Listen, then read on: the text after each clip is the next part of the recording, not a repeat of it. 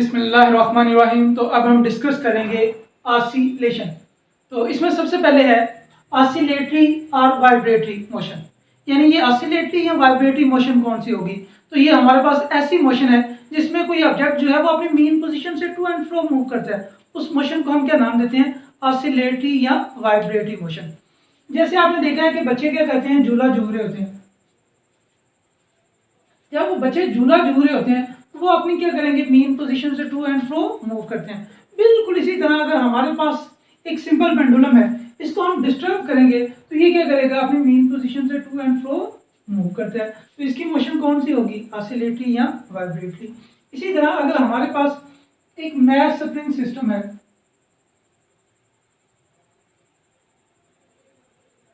इस mess spring system को हम क्या करते हैं, पुल करते हैं, उसके बाद छोड़ देते हैं, तो ये भी क्या करना शुरू कर देगा, अपनी मेन पोजीशन से टू एंड फ्रो मूव करेगा। तो लिहाजा इनकी मोशन कौन सी होगी, ऑसिलेटरी या वाइब्रेटरी मोशन।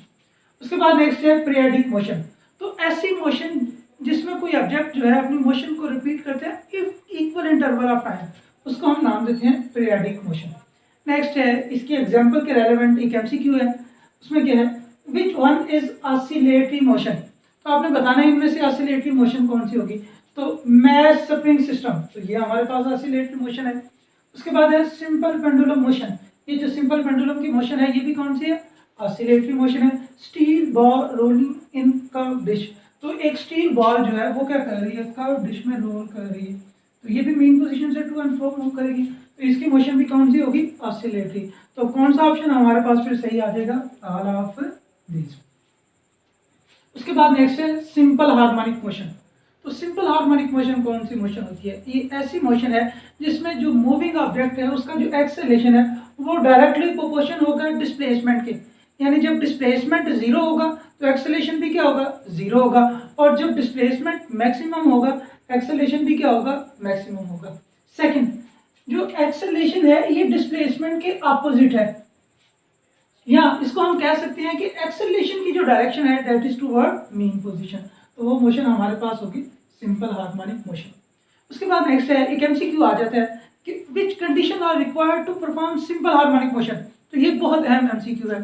तो सिंपल हार्मोनिक मोशन परफॉर्म करने के लिए दो कंडीशन का फुलफिल होना जरूरी है। एक तो रिस्टोरिंग फोर्स का होना चाहिए और दूसरा क्या है, इनर्शिया का। जैसे अब अभी हम डिस्कस करते हैं, इसमें देखते हैं हमारे पास ये मैस स्प्रिंग सिस्टम है, मैं क्या करता हूँ इसको खींचता हूँ अपनी तरफ एक्सटर्नल फोर्स एफ से। जो ही मैं एक्सटर्नल फोर्स एफ लगाऊंगा उसकी वजह से क्या होगा, इसमें एक्सटेंशन पैदा होगी और ये फोर्स के डायरेक्टली प्रोपोर्शन होगी। अब क्या होगा, अगर हम प्रोपोर्शनैलिटी के साइन को खत्म करते हैं तो यहाँ के आ जाएगा। तो के क्या है, कांस्टेंट ऑफ प्रोपोर्शनैलिटी, और इसको नाम देते हैं हुक्स कांस्टेंट। के इज इक्वल टू आ जाएगा एफ ओवर एक्स के। अब क्या है, उसके बाद क्या होगा, इस पे एक रिस्टोरिंग फोर्स एक्ट करेगी जो अप्लाइड फोर्स के मैग्नीट्यूड में बिल्कुल क्या होगी, इक्वल, लेकिन डायरेक्शन में क्या होगी, अपोजिट। ये रिस्टोरिंग फोर्स इसको मीन पोजीशन की तरफ लाने की कोशिश करेगी। जब ये ऑब्जेक्ट मीन पोजीशन पे आ जाएगा तो फिर इनर्शिया की वजह से रुकेगा नहीं, बल्कि दूसरी सिमत में मूव करना शुरू कर देगा। इसी तरह फिर दोबारा रिस्टोरिंग फोर्स एक्ट करेगी। तो लिहाजा ये रिस्टोरिंग फोर्स और इनर्शिया का होना जरूरी है सिंपल हार्मोनिक मोशन को परफॉर्म करने के लिए। उसके बाद नेक्स्ट है, अगर हम देखें तो एक्सेलरेशन जो है वो डायरेक्टली प्रोपोर्शनल है डिस्प्लेसमेंट की, और इसकी डायरेक्शन क्या है, अपोजिट। तो इसमें अगर हम देखें तो ये हमारे पास एक्सेलरेशन और डिस्प्लेसमेंट का ग्राफ है। तो जब एक्सेलरेशन बढ़ता जा रहा है डिस्प्लेसमेंट भी क्या होता जा रहा है, बढ़ता जा रहा है। लेकिन यहाँ पे अगर हम देखें तो डिस्प्लेसमेंट हमारे पास नेगेटिव है और एक्सेलरेशन क्या है, पॉजिटिव, दोनों अपोजिट है। उसके बाद नेक्स्ट है, अगर इसमें हम देखें तो डिस्प्लेसमेंट की वैल्यू पॉजिटिव बढ़ रही है और एक्सेलरेशन क्या हो रहा है, नेगेटिव बढ़ रहा है। तो ये ग्राफ रिप्रेजेंट करेगा सिंपल हार्मोनिक मोशन को। तो ये भी एमसीक्यू के लिए बहुत अहम है कि पूछ लिया जाता है which graph represent simple harmonic motion. तो उसमें ये ग्राफ होगा, दो तीन और होंगे, तो हमारे पास करेक्ट ऑप्शन कौन सा होगा, ये वाला। नेक्स्ट है, इसी के रेलेवेंट एक और एमसीक्यू, बहुत इंपॉर्टेंट एमसीक्यू है। ये आ जाता है कि find which angle represent simple harmonic motion, या इस तरह से पूछ लेते हैं angle between acceleration and displacement in simple harmonic motion is. यानी सिंपल हार्मोनिक मोशन में एक्सेलरेशन और डिस्प्लेसमेंट के दरमियान एंगल कितना होता है, तो वो एंगल कितना होगा, ऑप्शन हो सकते हैं 90 डिग्री, 180 डिग्री, 0 डिग्री। तो हमारे पास जो इसका ऑप्शन आएगा वो कितना आ जाएगा, 180 डिग्री। तो ये भी आपने एमसीक्यू के लिए बात को याद रखना है। उसके बाद नेक्स्ट है हुक्स लॉ की तरफ चलते हैं, तो हमने कहा था कि फोर्स डायरेक्टली प्रोपोर्शनल डिस्प्लेसमेंट के, तो जब हमने प्रोपोर्शनैलिटी के साइन को खत्म किया था तो ये के आ गया था। के कांस्टेंट ऑफ प्रोपोर्शनैलिटी है और इसको नाम देते हैं हुक्स कांस्टेंट, और के यहाँ से किसके इक्वल आ जाता है, एफ ओवर एक्स। तो अगर हम के यूनिट लें तो इसके जो यूनिट हमारे पास आते हैं ये है न्यूटन पर मीटर। तो सेम यूनिट होते हैं सरफेस टेंशन के। अब यहाँ से भी एमसीक्यू आ जाता है, न्यूटन पर मीटर या which one of the following quantities have Newton पर मीटर यूनिट। तो उसमें ऑप्शन होगा एक स्प्रिंग कांस्टेंट, सेकंड आ जाएगा surface tension, both A and B, none of these. तो कौन सा ऑप्शन सही होगा, बोथ ए एंड बी, यानी सरफेस टेंशन और स्प्रिंग कांस्टेंट दोनों के यूनिट क्या होंगे, सेम होंगे। उसके बाद नेक्स्ट है वैल्यू ऑफ के, ये स्मॉल कब होगी, अगर जो हम स्प्रिंग यूज कर रहे हैं वो सॉफ्ट मटेरियल का बना हो और उसकी लेंथ लार्ज हो, तो उस कंडीशन में स्प्रिंग कांस्टेंट की वैल्यू क्या होगी, स्मॉल। नेक्स्ट है कि इसकी जो वैल्यू है वो लार्ज कब होगी, जो स्प्रिंग हम यूज कर रहे हैं वो हार्ड मटेरियल का बना हो और उसकी जो लेंथ है वो क्या हो, कम हो, यानी शॉर्ट स्प्रिंग हो, तो स्प्रिंग कांस्टेंट की वैल्यू क्या आएगी, लार्ज आ जाएगी। उसके बाद नेक्स्ट है कि स्प्रिंग का जो कॉम्बिनेशन में क्या इफेक्ट होगा, अगर हम स्प्रिंग को सीरीज में कनेक्ट करते हैं तो ये हमारे पास दो स्प्रिंग है, एक स्प्रिंग का स्प्रिंग कांस्टेंट K1 है और दूसरे स्प्रिंग का स्प्रिंग कांस्टेंट क्या है, K2। तो ये भी एमसीक्यू के लिए बहुत इंपॉर्टेंट है।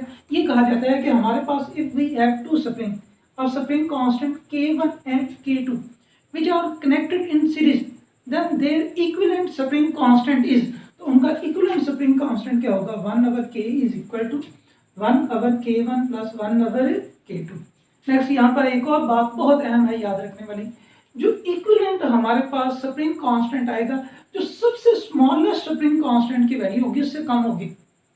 उसके बाद नेक्स्ट है, अगर हम क्या करते हैं, जो हमारे पास n स्प्रिंग हो और n स्प्रिंग जो है उन सबका स्प्रिंग कांस्टेंट इक्वल हो, तो उनको हम क्या करें, सीरीज में कनेक्ट कर देते हैं, तो उस कंडीशन में उनका जो इक्विवेलेंट स्प्रिंग कांस्टेंट होगा वो आ जाएगा K/n।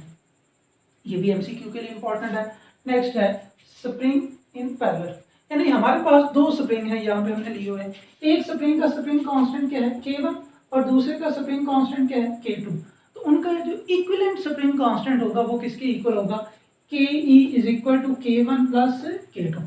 नेक्स्ट है इसी के रेलेवेंट एक एमसीक्यू बहुत इंपॉर्टेंट है, if n spring have equal spring constant then their equivalent spring constant is, यानी यहाँ पे K1 K2 K3 n हमारे पास स्प्रिंग है और सबका स्प्रिंग कांस्टेंट क्या है, K।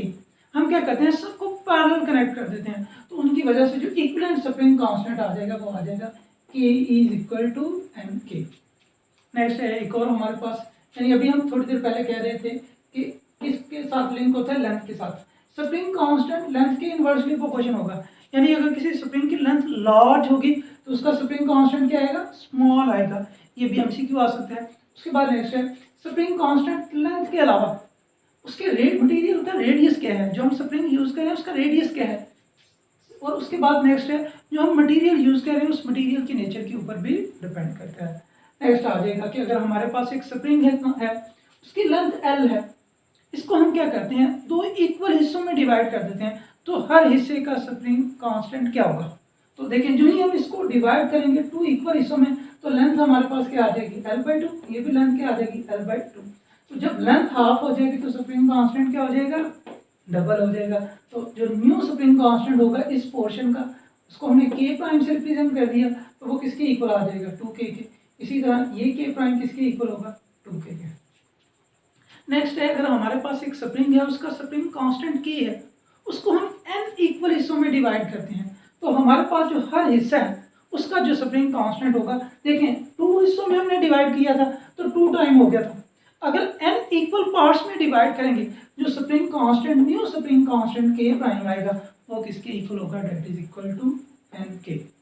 अब नेक्स्ट है ये भी एमसीक्यू के लिए बहुत इंपॉर्टेंट है कि हमारे पास हमने क्या किया, ये एक स्प्रिंग था, इसको n इक्वल हिस्सों में डिवाइड कर दिया, तो हर हिस्से का स्प्रिंग कांस्टेंट क्या आ जाएगा, K' is equal to nk।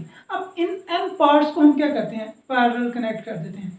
तो जो ही हम पैरेलल कनेक्ट कर देंगे तो पैरेलल में हमने देखा था कि हमारे पास जो स्प्रिंग कांस्टेंट था अगर n है तो nk आ जाएगा। देखें एक हिस्से का ये है तो n हिस्से होंगे, तो हमारे पास जो इसका इक्विवेलेंट जो है आ जाएगा स्प्रिंग कांस्टेंट, वो आ जाएगा n स्क्वायर k। नेक्स्ट है हम डिफरेंट टर्म्स जो हमको डिस्कस करते हैं, इंस्टेंटेनियस डिस्प्लेसमेंट एंड एम्पलीट्यूड। तो सबसे पहले इंस्टेंटेनियस डिस्प्लेसमेंट क्या होता है? तो ये हमारे पास वर्टिकल मैस स्प्रिंग सिस्टम है। तो जो वर्टिकल मैस स्प्रिंग सिस्टम जब वाइब्रेट कर रहा होता है तो उसका मेन पोजीशन से किसी भी लम्हे जो डिस्टेंस होगा उसको हम नाम देंगे इंस्टेंटेनियस डिस्प्लेसमेंट, और इसको हम ज़ाहिर करते हैं x से, और इसका यूनिट होगा हमारे पास मीटर। उसके बाद नेक्स्ट है एम्पलीट्यूड। तो वाइब्रेटिंग बॉडी का जो मेन पोजीशन से मैक्सिमम डिस्टेंस होगा, यानी ये मेन पोजीशन है और ये एक्सट्रीम पोजीशन है, तो इसका जो मैक्सिमम डिस्टेंस है उसको हम नाम देते हैं एम्पलीट्यूड, और इसको डिनोट किया जाता है a नॉट के साथ, और इसका यूनिट भी क्या होगा? मीटर होगा। उसके बाद नेक्स्ट है फ्रीक्वेंसी। तो फ्रीक्वेंसी क्या होती है कि numbers of vibration completed in 1 second. तो ये जो वाइब्रेटिंग बॉडी है एक सेकंड में जितने वाइब्रेशन कंप्लीट करेगी उसको हम नाम देंगे फ्रीक्वेंसी। इसको हम f से ज़ाहिर करते हैं और इसका यूनिट है हमारे पास हर्ट्ज आते हैं। उसके बाद नेक्स्ट है टाइम पीरियड। तो टाइम पीरियड क्या है कि वो टाइम जिसमें कोई वाइब्रेटिंग बॉडी अपना एक कंप्लीट वाइब्रेशन करती है, तो उसको हम नाम देते हैं टाइम पीरियड, और इसको ज़ाहिर किया जाता है t के साथ, और इसका जो यूनिट होता है वो होता है सेकंड। नेक्स्ट है यहाँ पे एक एमसीक्यू बहुत अहम है कि product of frequency and time period is equal to, ये 1 के इक्वल होता है।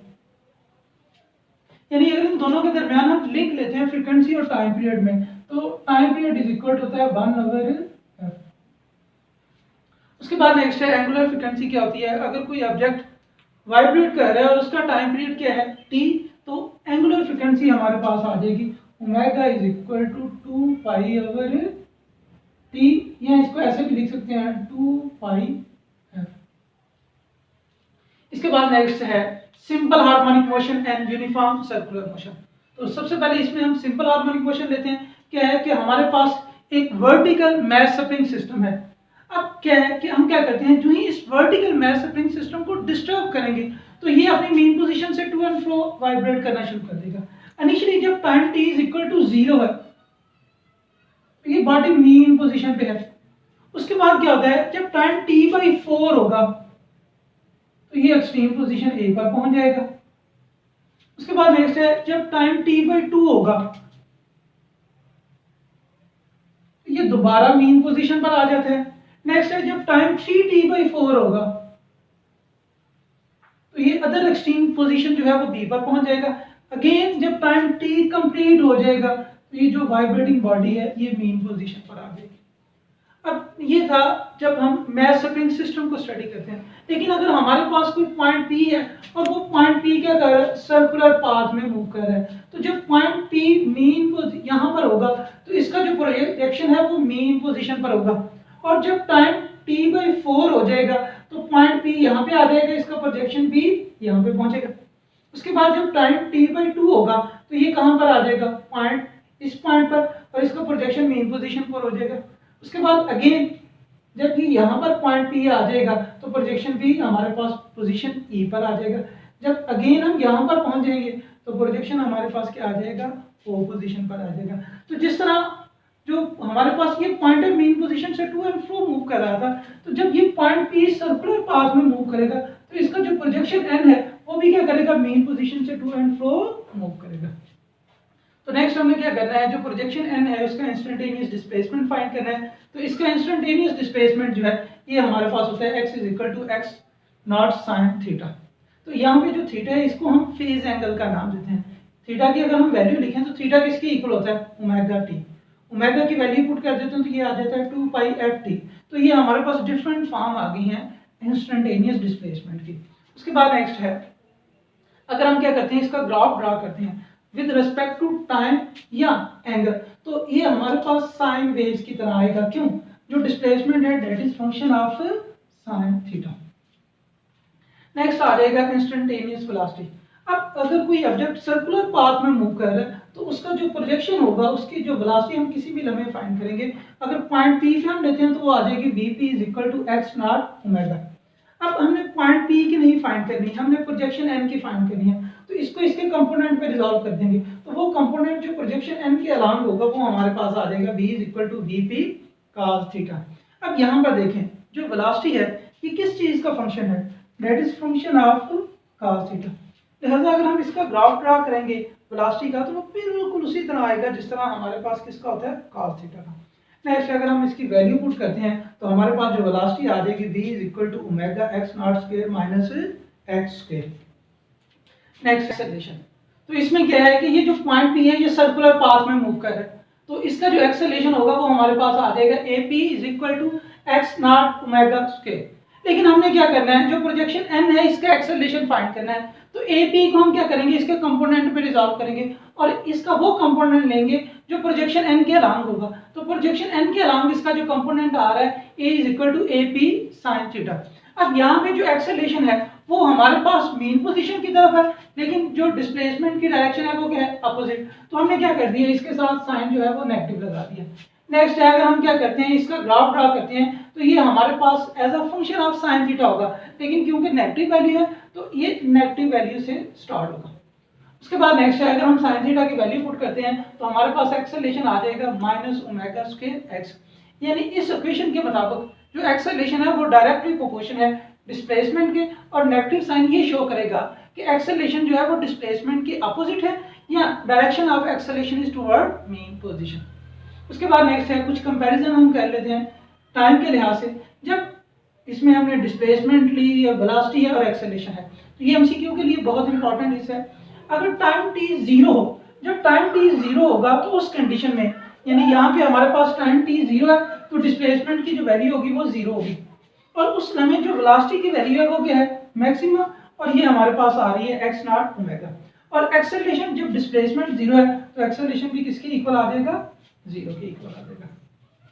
नेक्स्ट है जब टाइम t/4 हो, तो यानी ये जो टाइम t/4 होगा तो उस कंडीशन में हमारे पास जो एम्पलीट्यूड की वैल्यू है वो या डिस्प्लेसमेंट की जो वैल्यू है वो मैक्सिमम है, that is equal to amplitude, तो ये x नॉट के इक्वल आ जाएगा। अब यहाँ पे एक्सट्रीम पोजीशन पे पार्टी पहुंच गई है तो एक्सट्रीम पोजीशन पे उसकी जो वेलोसिटी होगी वो क्या होगी, 0, लेकिन क्योंकि एक्सट्रीम पोजीशन पे हमारे पास x की वैल्यू मैक्सिमम होगी तो लिहाजा उसका एक्सेलरेशन भी क्या होगा, मैक्सिमम आ जाएगा।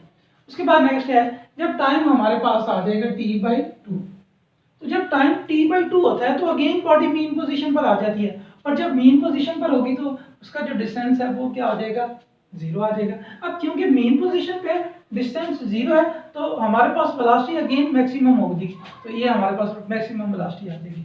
अब यहाँ पे क्योंकि x 0 हो गया तो हमारे पास मीन पोजीशन पे एक्सेलरेशन क्या आ जाएगा, 0 आ जाएगा। नेक्स्ट है जब टाइम t/4 होगा तो उस कंडीशन में हमारे पास जो बॉडी है ये दूसरी एक्सट्रीम पोजीशन पे आ जाती है, तो जब एक्सट्रीम पोजीशन पे होगी तो उसका डिस्प्लेसमेंट मैक्सिमम होगा, लेकिन पहले से अपोजिट आ जाएगा। अब एक्सट्रीम पोजीशन पे जाके अगेन उसकी वेलोसिटी किसके इक्वल हो जाती है, 0 हो जाएगी, और हमारे पास एक्सेलरेशन क्या होगा, मैक्सिमम।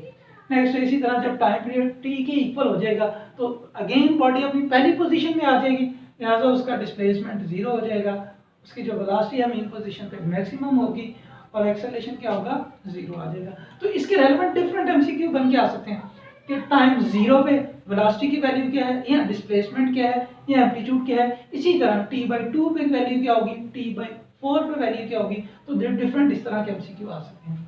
उसके बाद नेक्स्ट हमें फाइंड करना है फेज। तो हमारे पास जो इंस्टेंटेनियस डिस्प्लेसमेंट था वो है x is equal to x naught sine theta. यहाँ पे जो थीटा है इसको हम नाम देते हैं फेज। तो ये हमें क्या बताता है, एक तो डिस्प्लेसमेंट बताता है, सेकंड ये डायरेक्शन ऑफ मोशन के बारे में बताएगा। यानी यहाँ पे हमने जो हमारे पास है थीटा, अगर हम उसकी वैल्यू फाइंड कर लेते हैं तो उससे हमारे पास डिस्प्लेसमेंट की वैल्यू आ जाएगी।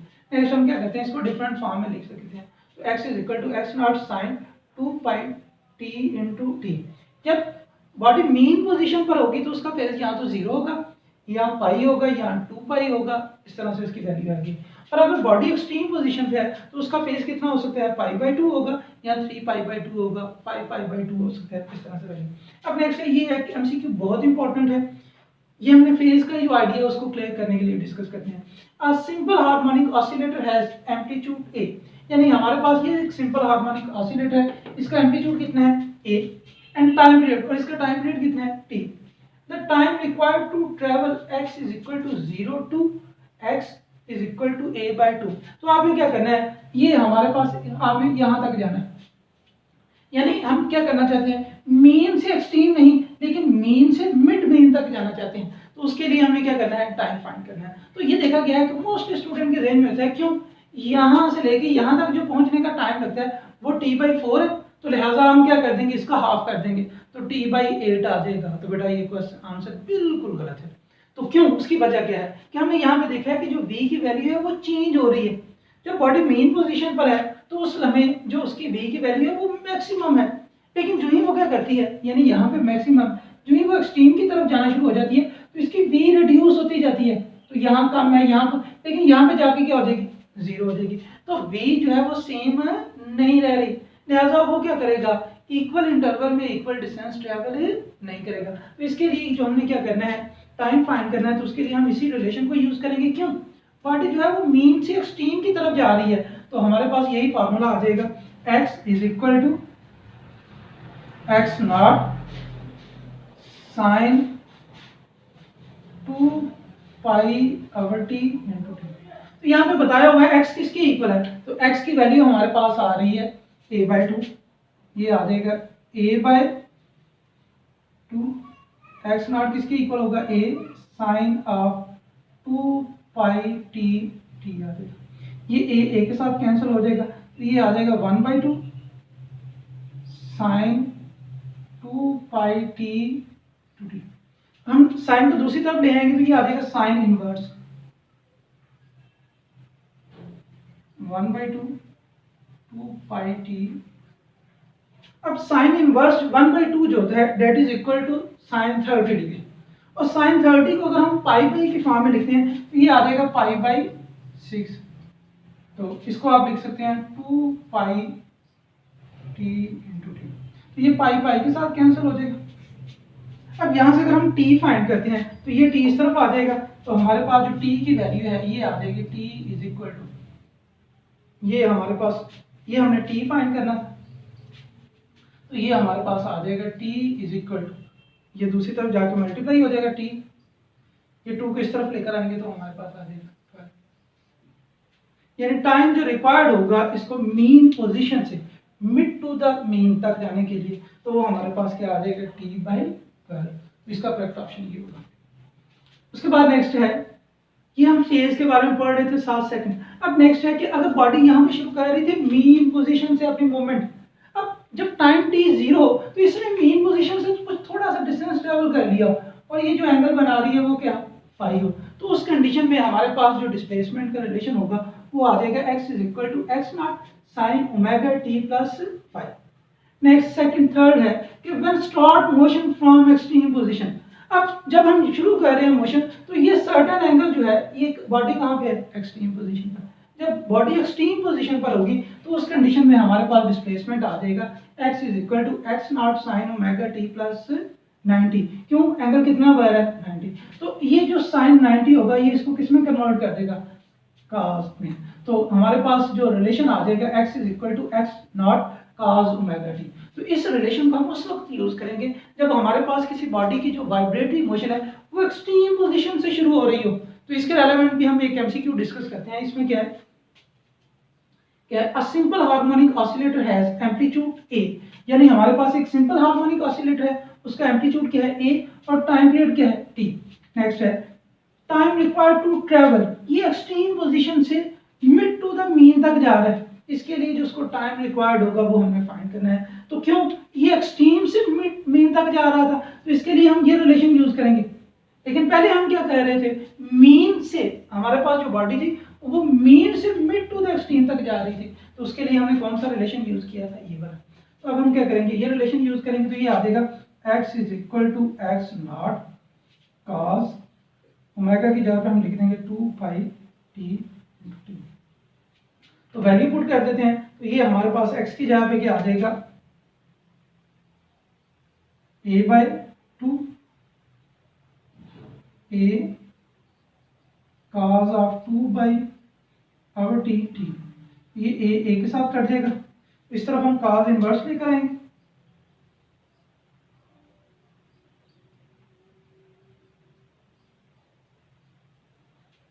अब जो cos इनवर्स 1/2 होता है that is equal to 60 degree, यानी ये जो एंगल होगा ये 60 डिग्री होगा, तो इसको हम ऐसे लिख सकते हैं π/3 इज इक्वल टू, ये आ जाएगा 2 पाई, यहाँ से हमें टी को फाइंड करना है, तो ये पाई पाई के साथ कैंसिल हो जाएगा, तो टी आ जाएगा हमारे पास, इस टी इस तरफ आ जाएगा अगर 6, यानी हमारे पास जो टाइम की वैल्यू होगी वो कितनी होगी, टी बाई 6। यानी ये डिफरेंट टाइम है। जब बॉडी क्या कर रही है, मीन से मिड डिस्टेंस ट्रेवल कर रही है, तो उसके लिए टाइम कितना लग रहा था, ये हमारे पास आ रहा था टी बाई 12। लेकिन अगर एक्सट्रीम से इस मिड तक आ रही है तो उसके लिए टाइम कितना लग रहा है, वो हमारे पास टाइम है टी बाई 6।